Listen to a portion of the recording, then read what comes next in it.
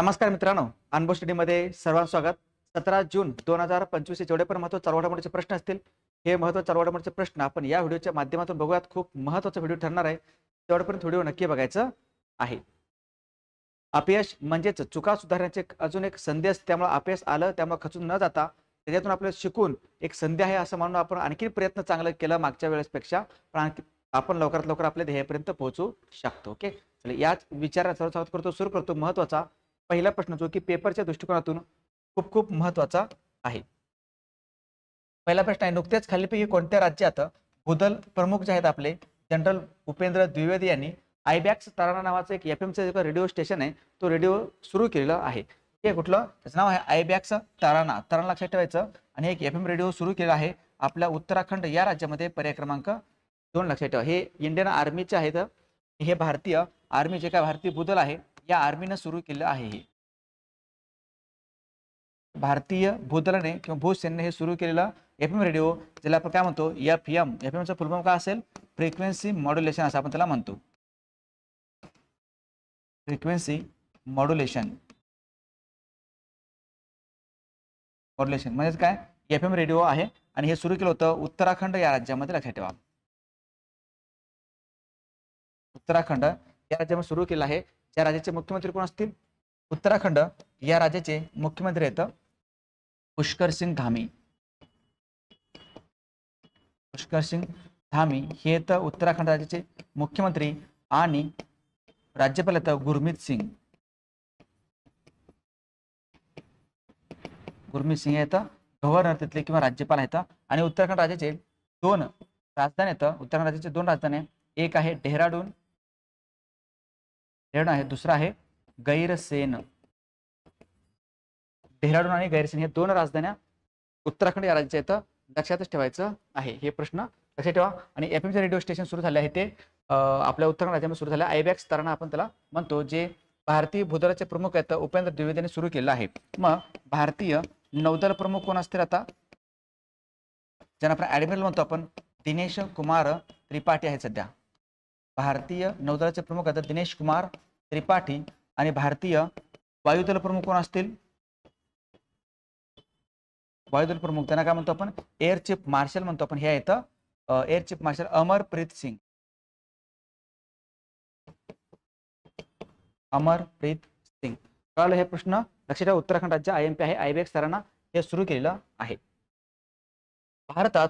आणि मग भारताचे सीडीएस कोण असतील, भारताचे सध्या chief of the defence staff कोण असतील, हे येतं Anil Chavan.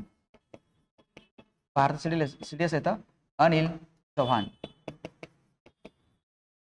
Chief of the defence staff Anil Chavan आहेत, लक्षात ठेवा.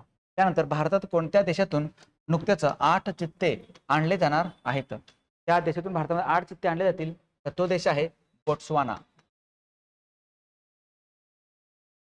कुठला आहे, बोट्सवाना देश. लक्षात ठेवा. त्याची राजधानी तर गॅबरोनी. वर्ल्ड फूड प्राइज 2025 ने कोणाला सन्मानित करण्यात आलं आहे, हे जागतिक अन्न पुरस्कार भेटलं होतं. कोणाला देण्यात आलं होतं हा पुरस्कार, हा भेटला आहे मारियांगेला हंगेरिया. मारियांगेला हंगेरिया, लक्षात ठेवा. मारियांगेला हंगेरियाना वर्ल्ड फूड प्राइज भेटलेलं आहे. Next, all India football federation AIFF द्वारे 2025 या वर्षातील सर्वोत्तम पुरुष खेळाडूचा पुरस्कार कोणी जिंकलेला आहे. पुरुष खेळाडूचा पुरस्कार जिंकला होता सुभाशिष बोस यांनी. Subhashish Bose. केरेज state ranking report 2025 मध्ये कोणता राज्य हा प्रथम क्रमांकावर आहे, हा राज्य आहे आपला महाराष्ट्र. केरेज स्टेट रँकिंग रिपोर्ट मध्ये महाराष्ट्र हा प्रथम क्रमांकावरती आहे, लक्षात ठेवा. नेक्स्ट, पुढचा प्रश्न आयएमपी. नुकतेच एक पुरस्कार आहे न्यायमूर्ती KS हेगडे पुरस्कार 2025 ने कोणाला सन्मानित करण्यात येणार आहे. हे न्यायमूर्ती KS हेगडे पुरस्कार यांच्याने सन्मानित करण्यात येणार आहे सुधा मूर्ती यांना. पर्याय क्रमांक 3 लक्षात ठेवा, जे की एक राज्यसभेचे सदस्य देखील ते आहेत, सुधा मूर्ती. प्रसिद्ध लेखिका आहेत की समाजसेविका असं पण म्हणतो आपण त्याला, सुधा मूर्ती. आणि सुधा मूर्ती यांचे काही पती आहेत, त्यांचं नाव नारायण मूर्ती. पण माहिती असतील, नारायण मूर्ती आहेत ना, हे इन्फोसिसची कंपनी आहे. इन्फोसिसची कंपनी आहे, या इन्फोसिस कंपनीचे ते प्रमुख आहेत नारायण मूर्ती आणि सुधा मूर्ती, तुम्हाला माहिती असेल. ओके, सुधा मूर्ती लक्षात ठेवा. आणि सध्या हे राज्यसभेचे ते कोण आहेत, सदस्य देखील बनलेले आहेत. जे राष्ट्रपती काय करत असतात, राष्ट्रपती राज्यसभेवरती 12 जे सदस्यांचं नाम निर्देशन करतात, 12 सदस्यांचं नाम निर्देशन, त्यांच्यापैकी एक जण आहेत आता सध्याच्या घडीला नाम निर्देशन करतात, त्यांच्यापैकी एक जण आहेत सुधा मूर्ती. त्यामुळे त्यांचं नॉमिनेटेड म्हणून ते राज्यसभेचे खासदार सध्याच्या घडीला सुधा मूर्ती. लक्षात ठेवा, सुधा मूर्ती यांच्या एका पुस्तकाचं नाव पण बिलकुल विसरायचं नाही. यांच्या एका पुस्तकाचं नाव आहे डॉलर बहू. हे पुस्तक कोणाचं असेल तर ते पुस्तक आहे सुधा मूर्ती यांचं. त्यांना पुरस्कार न्यायमूर्ती केस हेगडे पुरस्काराने त्यांना त्यांचा सन्मान करण्यात आलेला आहे. तो देखील खूप महत्वाचा आहे, लक्षात ठेवायचं आहे.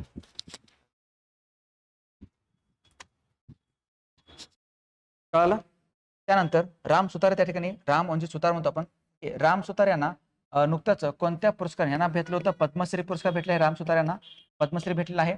आणि यांना महाराष्ट्र भूषण जो पुरस्कार आहे, या महाराष्ट्र भूषण पुरस्काराने देखील त्यांचा सन्मान करण्यात आलेला आहे. 2025चा राम सुतार यांना 2024चा पुरस्कार 2025 मध्ये त्यांना देण्यात आलेला आहे. समजलं का. आणि मग संजय मल्होत्रा कोण येतात, संजय मल्होत्रा हे रिझर्व्ह बँक ऑफ इंडियाचे मुख्य गव्हर्नर आहेत सध्याच्या घडीला. आरबीआयचे मुख्य गव्हर्नर आहेत संजय मल्होत्रा. आणि जे सुधा मूर्ती आहेत ना, सुधा मूर्ती यांना आणखीन कोणता पुरस्कार भेटला असेल का, यस, यांना भेटलं होतं पद्मभूषण पुरस्कार भेटलेला आहे. त्यांना पद्मभूषण भेटला आहे. पद्म विभूषण पुरस्कार देखील त्यांना देण्यात आलेला आहे. कोण ते, सुधा मूर्ती. समजलं का. महत्वाचं लक्षात ठेवा, त्यांना केस हेगडे पुरस्काराने त्यांचा सन्मान हा करण्यात आलेला आहे. आणि मग काही रिसेंट झालेले जे पुरस्कार त्यांच्यावरती नजर टाकत आपण. ॲबेल पुरस्कार 2025 ने सन्मान करण्यात आला आहे मासाकी काशिवारा यांना. ॲबेल पुरस्कार भेटला आहे मासाकी काशिवारा. नॉर्वेकडून देण्यात येणारे एक पुरस्कार आहे. नॉर्वेकडून एक पुरस्कार देण्यात येतो, ज्याला म्हणतो आपण होलबर्ग पुरस्कार 2025. गायत्री चक्रवर्ती त्यांना देण्यात आलेलं आहे. होलबर्ग पुरस्कार 2025 Gayatri Chakravorty. Gold mercury award भेटलेला आहे दलाई लामा यांना. सरस्वती सन्मान साधू भद्रेश दास यांना देण्यात आलेलं आहे. सरस्वती सन्मान साधू भद्रेश दास. छत्रपती संभाजी महाराज राज्य प्रेरणा गीत पुरस्कार भेटला आहे अनादि मी अनंत मी याला. त्यानंतर कुसुमाग्रज स्मृती पुरस्काराने सन्मान करण्यात आलाय अरुणा ढेरे यांना. आणि BBC sports woman of the year येतं मनु भाकर. लक्षात ठेवा. त्यानंतर पुढचं आहे 6 मे 2025 रोजी भारत टेलिकॉम 2025 चे आयोजन कोणत्या ठिकाणी करण्यात आलं होतं, तर हे आहे नवी दिल्ली या ठिकाणी. नवी दिल्लीला कोणत्या राज्यात सरस्वती पुष्करालू महोत्सवाचे आयोजन करण्यात आले आहे, तर तो राज्य आहे तेलंगणा. लक्षात ठेवा. त्यानंतर नागर शैलीची जी काही मंदिर आहेत ना, नागर शैलीचे वैशिष्ट्य असणारे मंदिरे, उत्तरकडची मंदिरे ही कोणत्या आकाराचे असतात, तर ते असतात चतुष्कोनी. हे चतुष्कोनी या आकारामध्ये असतात, लक्षात ठेवा. त्यानंतर कोणत्या राज्याने आरोग्य सेवेसाठी डिजिटल ई सेहत ऍप्लिकेशन लॉन्च केलं आहे, डिजिटल ई सेहत ऍप लॉन्च केलंय जम्मू आणि काश्मीर या राज्याने. जम्मू काश्मीर राज्याने लॉन्च केलेलं आहे. पुढचा प्रश्न महत्वाचा. नुकत्याच आसाम या राज्याच्या शंकरदेव पुरस्काराने कोणाला सन्मानित करण्यात आले आहे. 2-3 पुरस्कार IMPT या आताच्या लेक्चर मधून 2 ते 3 पुरस्कार तुम्हाला मी कव्हर करणार आहे. ओके, बघा मग आसाम राज्याचा जो काही पुरस्कार आहे शंकरदेव पुरस्कार, या शंकरदेव पुरस्काराने कोणाला सन्मानित करण्यात आले नुकताच, तर हे व्यक्ती येतं सोनल मानसिंग, पर्याय क्रमांक 4. कळलं का. सोनल मानसिंग जे आहेत ना, यांना हा पुरस्कार देण्यात आलेला आहे. सोनल मानसिंग जे आहेत ना, हे कोणते नृत्य करतात, हे तर सोनल मानसिंग आणि हे आहेत ना नृत्यांगना आहेत. हे नर्तक आहेत. कुठले नृत्य करत असतील, हे करतात भरतनाट्यम प्लस ओडिसी.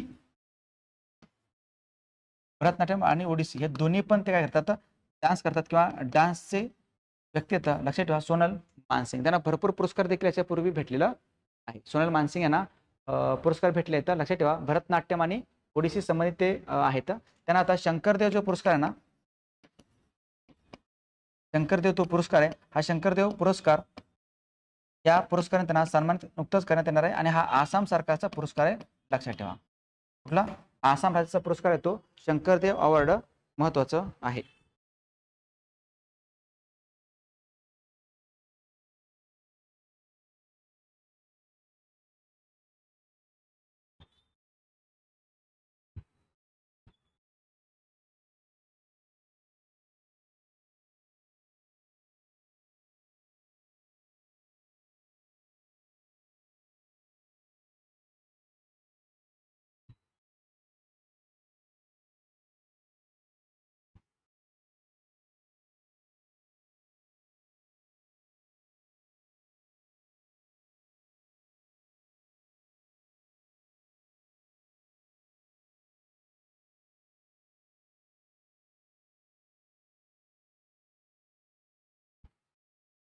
कळलं?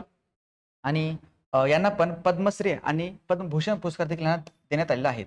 यांना पुरस्कार भेटले होते. सोनल मानसिंग यांना पद्मश्री पद्मभूषण पुरस्कार भेटले यांना, पद्मभूषण आणि पद्म विभूषण पुरस्कार यांना देण्यात आलेलं आहे. मागाच्या प्रश्नामध्ये बघा थोडंसं, जे आहेत आपले सुधा मूर्ती यांना पद्मश्री पुरस्कार भेटला आहे. पद्मविभूषण भेटले नाही अजून. ओके, त्यांना भेटला आहे पद्मश्री पुरस्कार आणि पद्मभूषण भेटलेला आहे. सुधा मूर्ती यांना पद्मविभूषण पुरस्कार देण्यात आलेलं नाही अजून. आणि मग आता इथं पद्मविभूषण पुरस्कार, पद्मभूषण पण भेटलं आहे आणि पद्मविभूषण पण पुरस्कार भेटले. हे तर सोनल मानसिंग लक्षात ठेवा, महत्वाचं आहे. आणि शंकर देवत ना एक डान्स आहे, 8वा शास्त्रीय नृत्य म्हणतो आपण, कुठला असेल तर तो सत्रिया. सत्रिया जो डान्स आहे ना, हा सत्रिया डान्स जो कुठे तो हा आसाम राज्यामध्ये, जसं भरतनाट्यम ओडिशी आहेत ना, तसं सत्रिया डान्स जे फेमस आहे, त्या सत्रिया डान्सचे जनक कोणाला म्हणतात तर ते आहेत शंकर देव. समजतं का? सत्रियाचे जे काही जनक आहेत ना ते आहेत सत्रियाचे डान्स, सत्रिया जो काही डान्स आहे, या डान्सचे जनक कोण असतील, नृत्याचे जनक कोण असतील तर ते आहेत शंकर देव, जे आसामचे होते. त्यांच्या नावानं हा पुरस्कार आहे तो देण्यात येतो, देण्यात आलेला आहे आता सध्या सोनल मानसिंग. कळलं? आणि सोनल मानसिंग हे देखील राज्यसभेचे सदस्य होते. राज्यसभेचे सदस्य हे देखील राहिले आहेत आणि हे पण नामनिर्देशित या कॅटेगरीमध्ये राहिले व्यक्ती आहेत. विनोद कुमार शुक्ला यांना ज्ञानपीठ पुरस्कार भेटला 58वा. करेक्ट? ओके, 58वा यांना 58वा जो काही ज्ञानपीठ पुरस्कार आहे, 58 नाही 59वा. 59वा ज्ञानपीठ पुरस्कार कोणाला देण्यात आला असेल तर ते येतं यांना, विनोद कुमार शुक्ला यांना. 58 पुरस्कार कोणाला देण्यात आला होता? 58 पुरस्कार भेटलं होतं दोन व्यक्तींना, गुलजार आणि दुसरे आपले श्री रामभद्राचार्य यांना. साधू भद्रेश दास यांना कोणता पुरस्कार भेटलाय? साधू भद्रेश दास यांना भेटलाय सरस्वती सन्मान 2025.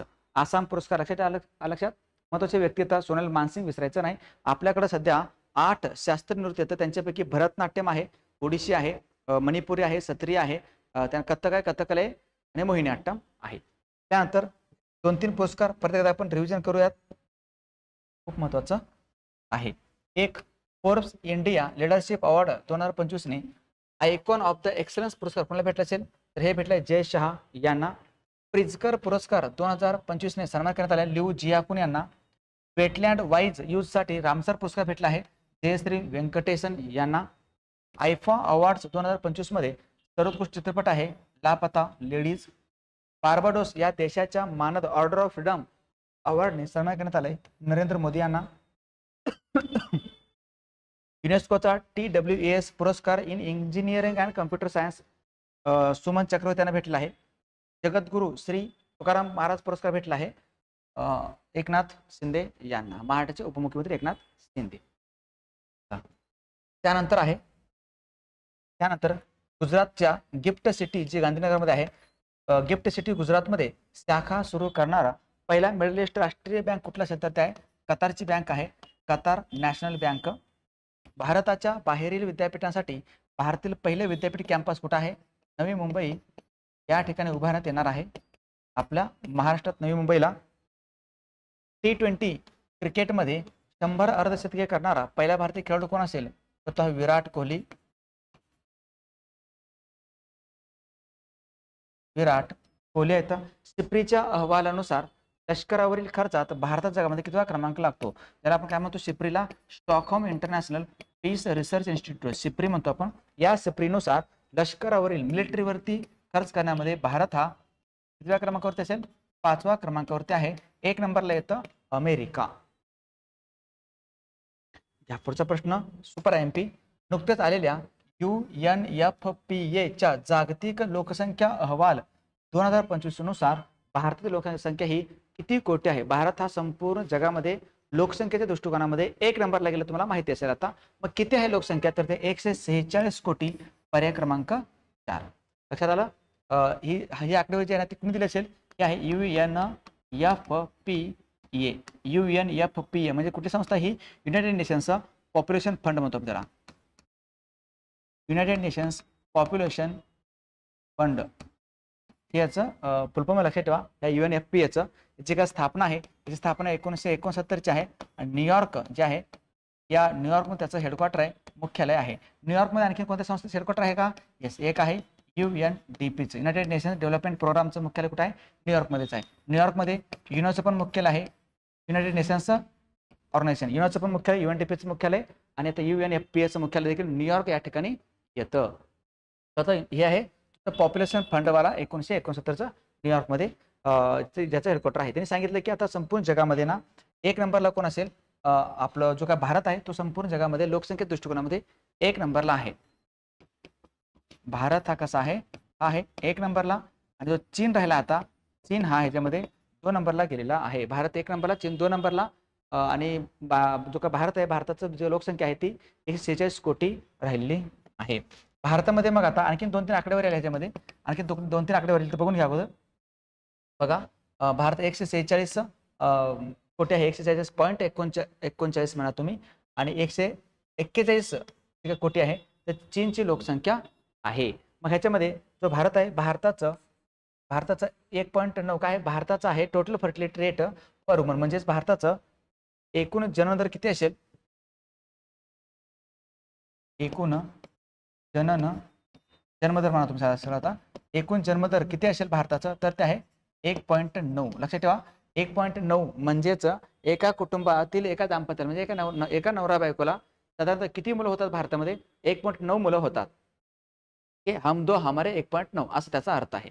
म्हणजे कळलं? 1.9 म्हणजे साधारणतः 2 आहे. ते पूर्वी 2.1 होतं, आता ते कमी होऊन 1.9 आलेलं आहे. समजतं का? हा एक पॉईंट त्याच्यामध्ये खूप उल्लेखनीय आहे. दुसरं, मग भारतात जे काही आयुर्मान आहे, साधारणतः भारतात सरासरी आयुर्मान जो आहे ना तो मेलचं किती आहे आणि फिमेलचं किती आहे?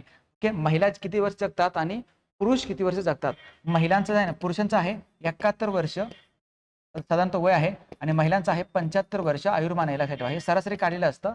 71 वर्ष पुरुषांचं आहे, म्हणजे पुरुषांपेक्षा महिला हे किती जास्त काळ जगतात. हा एक पॉईंट महत्वाचा आहे. त्याच्यानंतर त्याच्यामध्ये जे काही कार्यकारी गट आहे, भारतातील जो काही कार्यकारी गट आहे, कार्यकारी वर्ग म्हणजे कुठलं? जवळपास ज्यांचं वय हे 15 ते 65 वर्ष आहे. त्यांचं वय किती आहे? 15 ते 65 वर्ष ज्यांचं वय, अशी जी काही लोकसंख्या भारतामध्ये 68% लोकसंख्या आहे. ओके, बघूया इथं किती टक्के? 68% लोकसंख्या, 1564 मधील 68% लोकसंख्या ही त्या कॅटेगरीमध्ये राहतं, त्याला आपण कार्यकारी गट असं म्हणतो. 64 हे आहे 15 ते 64 वर्ष. लक्षात ठेवायचं आहे. जो कार्यकारी गट तो मी आणि तुम्ही आहे. साधारणतः 15 वर्षापासून 64 वर्षापर्यंत जो काम करू शकणारा जो गट आहे, 15 वर्षाच्या खालचा जो आहे ना तो पण आई वडिलांवर डिपेंड असेल, आणि 64 वर्षाच्या वरचे जे व्यक्ती आहेत ना ते काम करू शकत नाही, तर ते आता झाले म्हातारे. हा जो काही मधला जो वर्ग आहे ना, तर त्याला म्हणतो आपण काय? त्याला म्हणतो कार्यकारी गट, जो काम करू शकतो, तरुण वर्ग. तो 68% लोकसंख्या भारताची आहे. मला काय आहे? UNFPA, United nations population fund for network. मग भारतामध्ये, संपूर्ण भारतामध्ये ना, हा क्वेश्चन वेगळा आहे. त्यानंतर संपूर्ण भारतामध्ये पहिल्यांदा जनगणना कधी झाली होती? पहिली जनगणना ही कोणत्या वर्षी झाली होती? झाली होती 1872 मध्ये. आणि पहिली जी काय दशवार्षिक जनगणना आहे ती झाली होती 1881 मध्ये. दशवार्षिक जी जनगणना आहे ती झाली होती 1881 मध्ये. त्यामुळे 1872 ला पहिली आहे, 1881 ला पहिली आहे दशवार्षिक वाले. त्याच्यानंतर दर 10 वर्षांनी सुरू केलेलं आहे जनगणना. हे 2-3 पॉईंट महत्वाचे आहेत, लक्षात ठेवा लोकसंख्येचं, आणि हे पण पॉईंट सांगितलेलं आहे. पुढचं वर्ष 2025 चा गोल्डमन पर्यावरण पुरस्काराने एकूण किती व्यक्तींना सन्मान करण्यात आला आहे? हे आता 7 व्यक्ती एकूण. इथून 7 व्यक्ती आहेत, लक्षात ठेवा. GI टॅग मिळालेले अमलसाड चिकू आहे. हे चिकू कोणत्या राज्यातील असेल? हे चिकू आहे गुजरात राज्यामधील. गुजरात राज्यामध्ये तो चिकू आहे. IPL 2025 मध्ये पहिली हॅट्रिक कोणत्या खेळाडूने घेतलेला होता? IPL 2025 जो RCB जिंकला आहे त्याच्यामध्ये फर्स्ट पहिली हॅट्रिक कोणी घेतली होती? तर ती यजुवेंद्र चहल याने.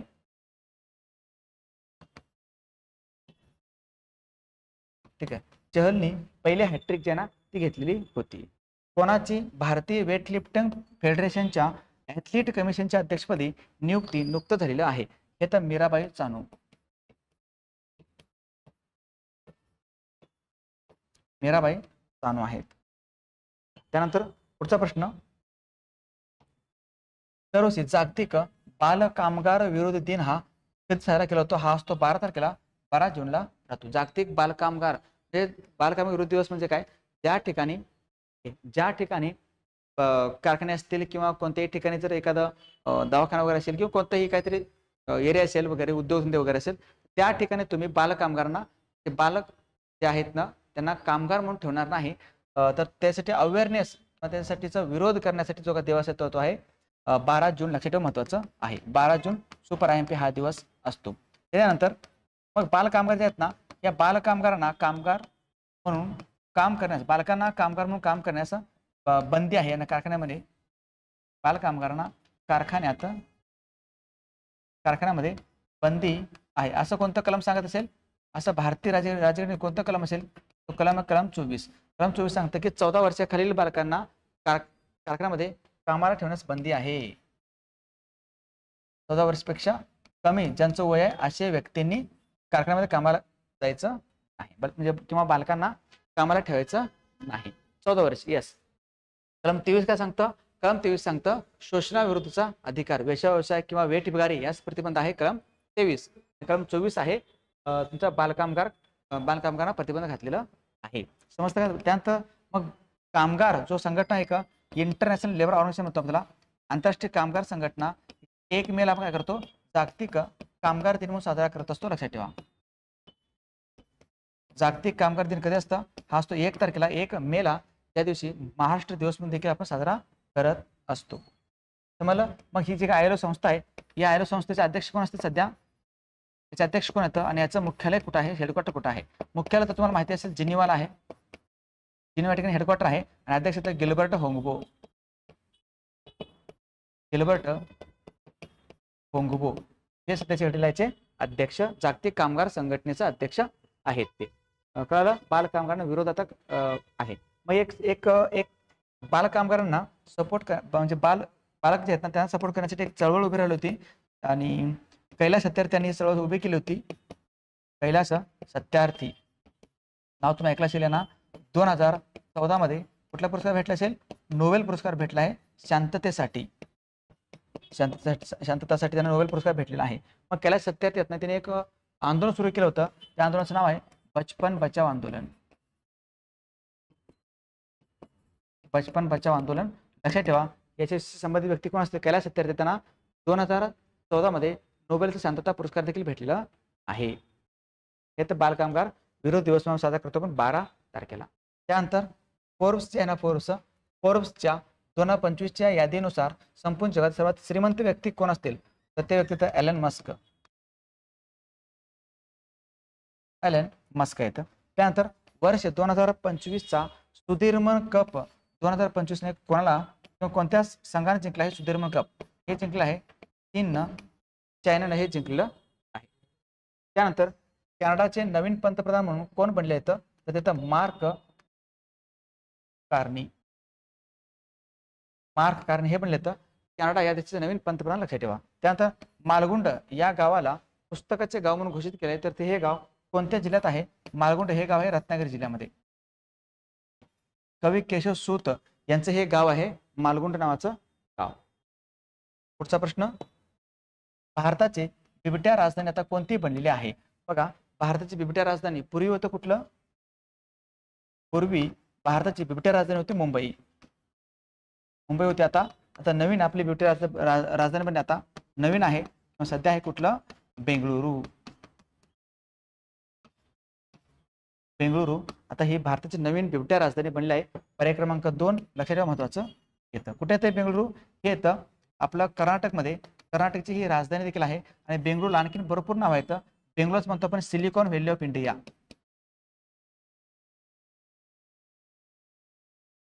सिलिकॉन व्हॅली असे पण म्हणतो आपण. त्यालाच म्हणतो आपण स्पेस सिटी ऑफ इंडिया. यालाच म्हणतो आपण काय, सायन्स सिटी ऑफ इंडिया, भारताचे विज्ञान शहर असे म्हणतो आपण याला. Silicon valley, space city, science city, कारण IISc पण आहे ठिकाणी. इलेक्ट्रॉनिक शहर पण म्हणतो आपण यस, भारताचे इलेक्ट्रॉनिक शहर, इलेक्ट्रॉनिक शहर असंही म्हणतो आपण बेंगळुरूला. आणि बेंगळुरूच म्हणतो आपण काय, भारताचे उद्यान, garden of India. Garden of India असंही म्हणतो आपण यस. रमण संशोधन संस्था पण इथंच आहे, बेंगळुरूला आहे. बेंगळुरूमध्ये भरपूर संस्थांचं हेडक्वार्टर येतं. बेंगळुरूला इस्रोचं मुख्यालय आहे, इंडियन स्पेस रिसर्च ऑर्गनायझेशन. इस्रोचं हेडक्वार्टर कुठे येतं, याच बेंगळुरूमध्ये. बिबट्या राजधानी लक्षात ठेवा. बिबट्या असू द्या किंवा चित्ता असू द्या, त्यांना म्हणतो मग काय, बिग कॅट आयलँड्स म्हणतो आपल्याला. ओके, हे येतं बिबट्या वगैरे आहेत ना, त्यांना म्हणतो काय, बिग कॅट अलायन्स असं आपण त्यांना म्हणतो. मग एक आंतरराष्ट्रीय बिग कॅट अलायन्स आहे, याचं हेडक्वार्टर कोणत्या ठिकाणी असेल तर ते आपल्या भारतामध्ये राहील, हे पण लक्षात ठेवायचं आहे. भारताचं बिग कॅट अलायन्सचं हेडक्वार्टर भारतावर राहणार आहे. बेंगळुरू बिबट्या राजधानी आता बनलेली आहे, तर तुम्हाला सांगण्यात आले, ते पण बघून घ्या. त्यानंतर दरवर्षी जागतिक वसुंधरा दिन हा कधी असतो, हा असतो 22 तारखेला, 22 एप्रिलला साजरा केला जातो वसुंधरा दिवस किंवा पृथ्वी दिन किंवा वर्ल्ड अर्थ डे. भारतातील पहिला AI युक्त जिल्हा कुठला असेल तर तो आहे सिंधुदुर्ग. सिंधुदुर्ग हा भारतातील पहिला AI युक्त जिल्हा आहे. ICCच्या पुरुष क्रिकेट समितीच्या अध्यक्षपदी कोणाची नियुक्ती नुकतंच करण्यात आली आहे. ICCचं पुरुष क्रिकेट समितीचे अध्यक्ष म्हणले तर सौरभ गांगुली. सौरभ गांगुली बनले तर लक्षात ठेवा. त्यानंतर फिजी या देशाच्या companion of the order of Fiji या पुरस्काराने कोणाला सन्मानित करण्यात आला असेल तर हे व्यक्ती येतं द्रौपदी मुर्मू, राष्ट्रपती द्रौपदी मुर्मू. राष्ट्रपती द्रौपदी मुर्मू यांना फिजीच्या पुरस्काराने सन्मानित करण्यात आलं आहे. पुढचा प्रश्न महत्वाचा अजून एक, नुकत्याच संयुक्त राष्ट्र संघटनेने आंतरराष्ट्रीय महिला शेतकऱ्यांचे वर्ष म्हणून कोणत्या वर्षाला घोषित केले? Super IMP question. ठीक आहे ना, हे संयुक्त राष्ट्र संघटने घोषित केलं आहे, युनोनं हे घोषित केलेलं आहे. असं कोणतं वर्ष आहे त्या वर्षाला त्यांनी महिला शेतकऱ्यांचं वर्ष म्हणून घोषित केलं आहे, तर हा वर्ष कुठला असेल तर हा वर्ष 2026 असेल. पर्याय क्रमांक 4. 2026 हे वर्ष आता काय राहील, महिला शेतकऱ्यांचे वर्ष म्हणून घोषित केलं आहे. संयुक्त राष्ट्र संघटना, ज्याचं हेडक्वार्टर कुठे येतं, न्यूयॉर्क मध्ये येतं. IMP न्यूयॉर्क मध्ये त्याचं हेडक्वार्टर आहे. बाकी ठीक आहे, याचे सध्याचे अध्यक्ष कोण असतील, अध्यक्ष किंवा प्रमुख म्हणा तुम्ही त्यांना, महासंचालक असं म्हणतात, तर ते कोण असतील तर ते आता अँटोनियो गुटेरस.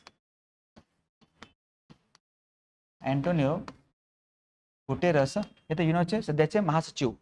महासचिव येतात अँटोनियो गुटेरस. 2026 हे वर्ष ना ते महिला शेतकऱ्यांचे वर्ष म्हणून घोषित केलेलं आहे. भरपूर काही वर्ष येतं, एकदा तुम्ही इथं बघून घ्या एकदमच. हे आहे international year of the women's farmers. इथं एकदमच तुम्हाला मी दिलेलं आहे ते वर्ष आहेत नवीन साजरा करणारे. 2025चं वर्ष ते 2025चं वर्ष लक्षात ठेवा. आंतरराष्ट्रीय हिमनदी संरक्षण वर्ष आहे. आंतरराष्ट्रीय सहकारिता वर्ष 2025 आहे. क्वांटम टेक्नॉलॉजी वर्ष म्हणून देखील 2025 वर्ष साजरा करणार आहोत. आंतरराष्ट्रीय शांतता आणि विकासाचे वर्ष आहे 2025 वर्ष. सुधारणांचे वर्ष आहे 2025. आणि इस्रो 2025 हे वर्ष गगनयान वर्ष म्हणून साजरा करणार आहे. गगनयान वर्ष असेल इस्रोचं, लक्षात ठेवा, महत्वाचं आहे. मग 2025चं 2024चं वर्ष, 2024चं हे वर्ष युनोने काय म्हणून साजरा केलं होतं, आंतरराष्ट्रीय उंट वर्ष होतं. तुम्हाला माहिती असेल की आंतरराष्ट्रीय उंट वर्ष होतं 2025चं 24चं. आणि 2023चं जे वर्ष होतं ना, हे काय होतं, हे होतं आंतरराष्ट्रीय भरड धान्य वर्ष, भरडधान्य किंवा बाजरा वर्ष म्हणून आपण साजरा केलेला आहे. 2023चं वर्ष. त्यामुळे 23 आणि 24. मग आता विचारत 25 तुम्हाला विचारू शकतील. 25चं तर एवढं सगळी लिस्टच आहे, पाहून घ्या. 26 जो राहणार आहे तो राहणार आहे आंतरराष्ट्रीय महिला शेतकऱ्यांचे वर्ष डिक्लेअर केलेलं आहे. त्यानंतर 19 एप्रिल 2025 रोजी भारताचे पहिले उपग्रह ज्याचं नाव आहे आर्यभट्ट, त्याला किती वर्ष पूर्ण झालं होतं उड्डाण करून? आर्यभट्ट झालं होतं 1975 ला आहे हे. 1975 पासून ते 2025 पर्यंत म्हणजे साधारणतः किती 50 वर्ष याला पूर्ण झालेले आहेत, लक्षात ठेवा. त्यानंतर ब्रॉडबँड इंटरनेटसाठी प्रोजेक्ट क्विपर कोणत्या संस्थेने लॉन्च केले? गावागावामध्ये देखील इंटरनेट पोहोचवण्यासाठी ब्रॉडबँडसाठीच हे आहे. आणि हे ब्रॉडबँड पोहोचवलं तर आणखी कनेक्टिव्हिटी वाढेल, यासाठी अमेझॉनने हे काय केले? प्रोजेक्ट क्विपर लॉन्च केलेलं आहे. कंपनी आहे अमेझॉन कंपनी. आशियातील सर्वोत्कृष्ट महिलांच्या घोडेस्वारीमध्ये रँकिंगमध्ये प्रथम क्रमांकावर कोण येतं? त्याला इक्वेस्टेरियन असं म्हणतात. आणि घोडेस्वारीमध्ये प्रथम क्रमांकावरती कोण असतील? त्याचं नाव आहे दिव्याकृती सिंग. दिव्याकृती सिंग. त्यानंतर कोणत्या राज्याने आयुष्यमान वय वंदना योजना लॉन्च केलेलं आहे? आयुष्यमान वय वंदना योजना लॉन्च कोणी केलं असेल? हे दिल्लीने लॉन्च केलेलं आहे, लक्षात ठेवा. दिल्लीनं हे आयुष्यमान वय वंदना योजना लॉन्च केलेलं आहे. नेक्स्ट पुढचा प्रश्न आहे, नुकतेच 2025 या वर्षीचा मातृभूमी साहित्य पुरस्काराने कोणाला सन्मानित करण्यात आलेलं आहे? हे आहे मातृभूमी साहित्य पुरस्कार. हा जो काय पुरस्कार देण्यात येतो, हा पुरस्कार मल्याळम जो भाषा आहे ना, या मल्याळम भाषेसाठी हा पुरस्कार देण्यात येतो. मल्याळम भाषेमध्ये साहित्य वगैरे असतील ना, त्यांच्यासाठी हा पुरस्कार देण्यात येतो, लक्षात ठेवा. मल्याळम भाषेसाठीच आहे IMP. मल्याळम भाषा आहे ना, ती कोणत्या राज्यामध्ये बोलली जाते? ही जी भाषा ही आहे केरळची भाषा. केरळची भाषा आहे मल्याळम भाषा. आणि आता पुरस्कार भेटला आहे सारा जोसेफ यांना, पर्याय क्रमांक 1. सारा जोसेफ यांना मातृभूमी साहित्य पुरस्काराने सन्मानित करण्यात आलेला आहे. केरळची ती मल्याळम भाषा आहे. याच्या व्यतिरिक्त ओपाल सुजाता त्या ठिकाणी हे आहेत आपले 72वी मिस वर्ल्ड. ठीक आहे, 72वी मिस वर्ल्ड कोण असतील? ओपाल सुजाता. कुठल्या राज्याचे, कुठल्या देशाचे असतील? थायलंड या देशाचे, ते लक्षात ठेवा. ओके. आणि त्यानंतर अमेय पांगेरकर या ठिकाणी, अमेय पांगेरकरांना पुरस्कार भेटला होता रायझिंग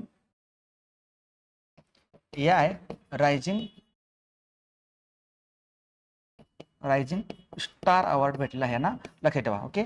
या रायझिंग स्टार अवॉर्ड कोणाला भेटलं होतं? अमेय पांगरकर यांना भेटलं होतं IMP rising air star, correct. हे आहेत आपले हे व्यक्ती कोण? सारा जोसेफ. त्यानंतर कोक बरोक भाषेचा भारतीय संविधानाच्या 8वी जी काय अनुसूची आहे, या अनुसूचीमध्ये समाविष्ट करण्यात आले यावे अशी मागणी करण्यात आली आहे. तर ही भाषा कोणत्या राज्याची ही भाषा आहे? ही भाषा आहे आपली त्रिपुरा राज्यातील आहे, लक्षात ठेवा. त्रिपुरा या राज्यातील भाषा आहे. त्यानंतर नुकतेच प्रकाशित करण्यात आलेल्या ब्रेवेस्ट ऑफ द ब्रेव्ह या पुस्तकाचे लेखक कोण असतील? तर हे पुस्तक आहे सतीश दुआ यांचं. सतीश दुआ यांनी हे पुस्तक लिहिलं आहे. IPL मध्ये सर्वात कमी वयात शतक करणारा खेळाडू नुकताच कोण बनले असेल? तर हा खेळाडू आहे वैभव सूर्यवंशी.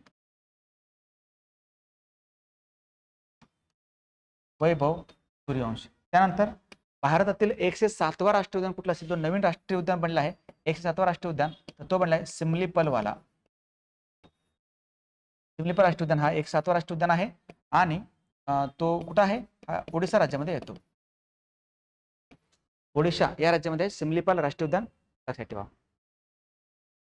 हे तुमचे महत्त्वाचे प्रश्न, महत्त्वाचे GK कालच्या किंवा मागच्या जे काही प्रश्न होते 5च्या लेक्चर मधले, त्यांच्यावरती एक नजर टाकत आपण. पहिला आशिया कप हॉकी स्पर्धा 2025 चे आयोजन कोणत्या देशामध्ये करण्यात आलं आहे? तर चीनमध्ये हांगझाऊ या ठिकाणी होणार आहे. 6 जून 2025 रोजी कितवा शिवराज्याभिषेक दिन साजरा करण्यात आला? तर 351वा. ग्रीन सोसायटी ऑफ इंडियाकडून दिला जाणारा पर्यावरणवादी पुरस्कार कोणाला देण्यात आलेला आहे? हे भेटले आचार्य प्रशांत यांना. सरकारने घरातील AC साठी तापमान मर्यादा किती ठेवली आहे? तर ते 20 ते 28 अंश सेल्सिअस पर्यंत तुम्ही वापरू शकता AC. कोणत्या संघटनेद्वारे बालटॉप्स 25 युद्धाभ्यास साजरा करण्यात आला होता? ही संघटना आहे NATO. 9 जून 2025 रोजी भगवान बिरसा मुंडांची जयंती साजरी करण्यात किती होती? ही 125वी. जागतिक बँकेनुसार 2025-26 मध्ये भारताचा आर्थिक विकास दर किती राहील? तो राहणार आहे 6.3%. आणि दरवर्षी जागतिक पवन दिन कधी असतो? हा असतो पवन दिवस 15 जून रोजी. ओके. हे तुमचे महत्त्वाचे प्रश्न, महत्त्वाचा जे थांबत आपण भेटूयात नेक्स्ट लेक्चरमध्ये. तोपर्यंत पाहत राहा गोष्टी. थँक्यू. जय हिंद.